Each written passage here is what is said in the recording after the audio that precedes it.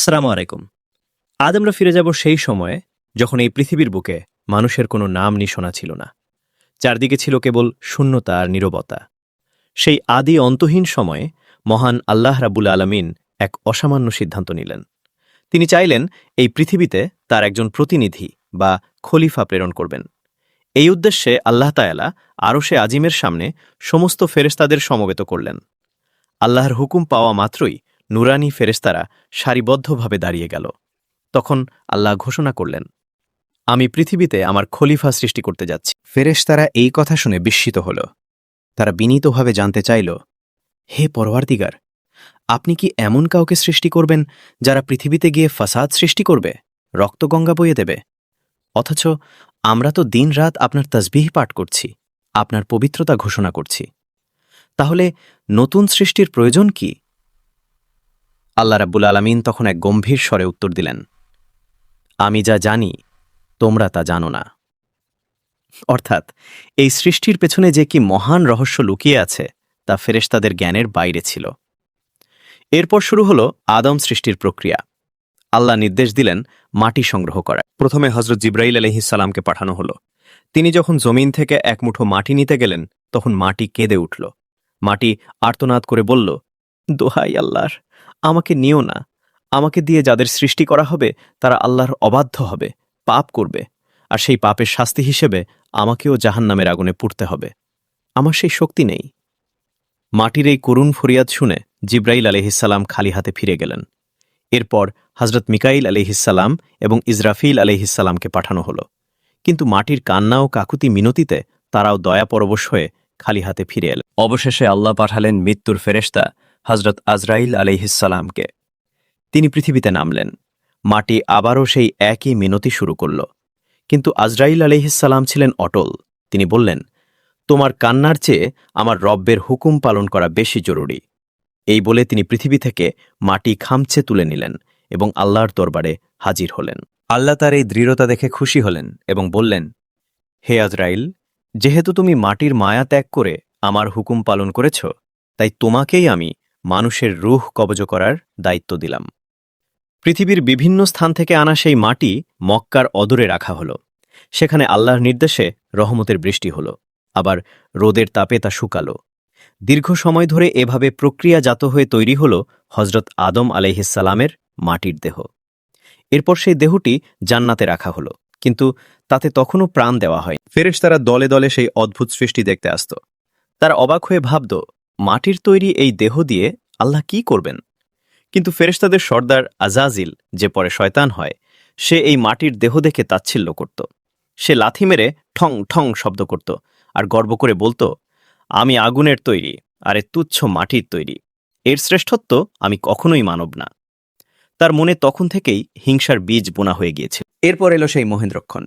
আল্লাহ নির্দেশ দিলেন আদমের দেহে রূহ প্রবেশ করানোর। এক বিশেষ হীরা জহরতের পাত্রে করে রূহ মোবারক আনা হল।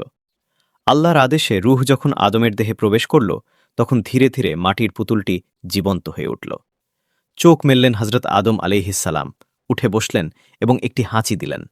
স্বয়ংক্রিয়ভাবে তার মুখ থেকে বের হল, আলহামদুলিল্লাহ। সৃষ্টির শুকরিয়া হিসেবে তিনি 2 রাকাত নামাজ আদায় করলেন। এরপর আল্লাহ ফেরেশতাদের উদ্দেশ্যে চূড়ান্ত নির্দেশ দিলেন, তোমরা সকলে আদমকে সিজদা করো। সাথে সাথে কোটি কোটি ফেরেশতা আল্লাহর হুকুম পালনার্থে সিজদায় লুটিয়ে পড়ল। কিন্তু একজন দাঁড়িয়ে রইল। সে হল আজাজিল বা ইবলিশ। সে অহংকার করে বলল, আমি আগুনের তৈরি, আমি কেন মাটির মানুষকে সিজদা করব? ইবলিশের এই অধ্যত্ব আল্লাহ সহ্য করলেন না। তিনি তাকে লানত দিলেন এবং জান্নাত থেকে বের করে দিলেন। আজাজিল, যে 6 লক্ষ বছর আল্লাহর ইবাদত করেছিল, মুহূর্তের মধ্যে সে অভিশপ্ত শয়তানে পরিণত হল। যাওয়ার আগে শয়তান আল্লাহর কাছে কিছু ক্ষমতা চাইল। সে বলল, হে আল্লাহ, আমাকে কিয়ামত পর্যন্ত হায়াত দিন এবং বনি আদমকে ধোঁকা দেওয়ার ক্ষমতা দিন। আমি তাদের শিরায় উপশিরায় বিচরণ করে তাদের পথভ্রষ্ট করব। আল্লাহ তাকে সেই সুযোগ দিলেন, কিন্তু সতর্ক করে দিলেন, আমার খাঁটি বান্দাদের তুই কখনোই বিপদগামী করতে পারবি না, আর যারা তওবা করবে আমি তাদের ক্ষমা করে দেব। শয়তান প্রতিজ্ঞা করে বিদায় নিল, আর শুরু হল সত্য ও মিথ্যার চিরন্তন লড়াই। শয়তান চলে যাওয়ার পর আদম আলাইহিসসালাম জান্নাতে বসবাস শুরু করলেন। সেখানে কোনো কিছুর অভাব ছিল না, কিন্তু আদমের মনে সুখ ছিল না। তিনি একাকিত্ব অনুভব করতেন। তার স্বজাতি কেউ নেই যার সাথে তিনি কথা বলবেন। একদিন আদম আলাইহিসসালাম ঘুমের মধ্যে ছিলেন। আল্লাহর নির্দেশে জিব্রাইল আলাইহিসসালাম এসে তার বাম পাজরের হাড় থেকে সৃষ্টি করলেন এক অপরূপ সুন্দরী নারী, মা হাওয়া আলাইহিসসালাম। ঘুম ভেঙে আদম আলাইহিসসালাম দেখলেন তার পাশে চাঁদের মতো সুন্দরী একজন বসে আছেন। তার একাকিত্ব নিমিষেই দূর হয়ে গেল। কিন্তু যখনই তিনি বিবি হাওয়ার কাছে যেতে চাইলেন, জিব্রাইল আলাইহিসসালাম বাধা দিলেন। তিনি বললেন, আগে বিবাহ সম্পন্ন করতে হবে এবং মোহরানা আদায় করতে হবে। আদম আলাইহিসসালাম অবাক হয়ে জানতে চাইলেন, মোহরানা কি? আল্লাহ জানালেন, মোহরানা হল আমার প্রিয় হাবিব মুহাম্মদ সাল্লাল্লাহু আলাইহি ওয়াসাল্লামের ওপর দুরূদ পাঠ করা। আদম আলাইহিসসালাম দুরূদ পড়লেন এবং তাদের বিবাহ সম্পন্ন হল। তারা সুখে শান্তিতে জান্নাতে বসবাস করতে লাগলেন। আল্লাহ শুধু একটি নিষেধাজ্ঞা দিলেন, ওই নির্দিষ্ট গাছটির কাছে যেও না এবং তার ফল খেও না। এদিকে জান্নাতের বাইরে শয়তান রাগে ফুঁসছিল। সে প্রতিজ্ঞা করেছিল আদমকে জান্নাত থেকে বের করবেই, কিন্তু জান্নাতের পাহারায় ছিল কড়া নিরাপত্তা। শয়তান তখন ফন্দি আঁটতে শুরু করল। সে জান্নাতের গেটের কাছে গিয়ে দেখল একটি সুন্দর ময়ূর বসে আছে। শয়তান ময়ূরকে বলল, আমি তোমাকে এমন এক দোয়া শিখিয়ে দেব যা পড়লে তুমি কখনো বুড়ো হবে না, মরবেও না। বিনিময়ে আমাকে জান্নাতে ঠকার ব্যবস্থা করে দাও। ময়ূর রাজি হল না, কিন্তু সে সাপের খোঁজ দিল। সাপ তখন জান্নাতের প্রহরী ছিল। শয়তান সাপকেও একই প্রলোভন দেখাল। সাপ বলল, কাউকে ভেতরে নেওয়া নিষেধ। তখন শয়তান বলল, তুমি হা করো, আমি তোমার মুখের ভেতরে লুকিয়ে জান্নাতটা একবার দেখে আসব। সাপ রাজি হল। এভাবেই সাপের মুখের ভেতরে লুকিয়ে অভিশপ্ত শয়তান জান্নাতে প্রবেশ করল।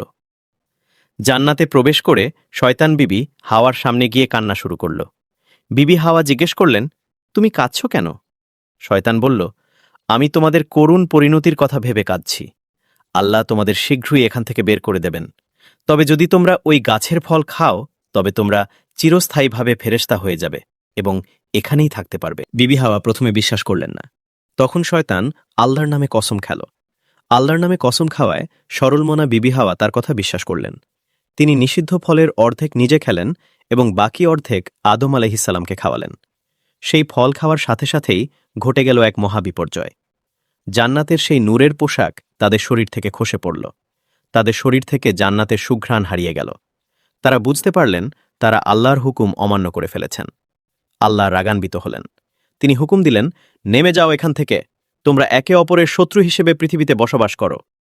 চোখের পলকে আদম ও হাওয়া আলাইহিসসালামকে জান্নাত থেকে পৃথিবীতে নামিয়ে দেওয়া হল। শুরু হল তাদের বিচ্ছেদ আর অনুতপ্ত জীবনের কান। প্রিয় দর্শক, এভাবেই শুরু হল পৃথিবীতে মানুষের পথ চলা।